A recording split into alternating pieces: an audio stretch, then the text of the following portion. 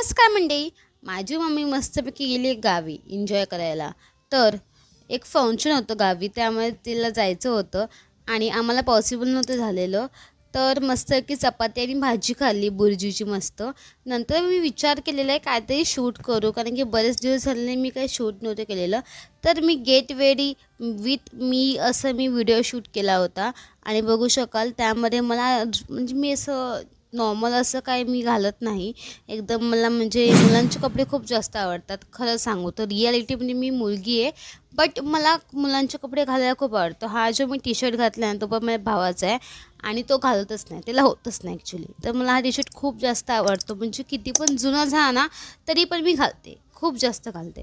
त्यानंतर मी आधी कोंब वगैरे केला केसांना, कारण की आपली मेन केसं आहेत. कारण की आपण केसं केसं म्हणजे आपण खूप जास्त केअर करतो आणि मला थायरॉईडमुळे म्हणजे केसं पण खूप जास्त गेलेली आहेत. खूप म्हणजे इतका हेअरफॉल होतो ना, काय सांगू शकत नाही असं.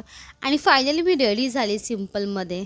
मुझे प्यार हुआ था, इकरार हुआ था, है तमन्ना हमें तुम्हें दुल्हन बनाए, तेरे हाथों पे मेहंदी अपने नाम की सजाए.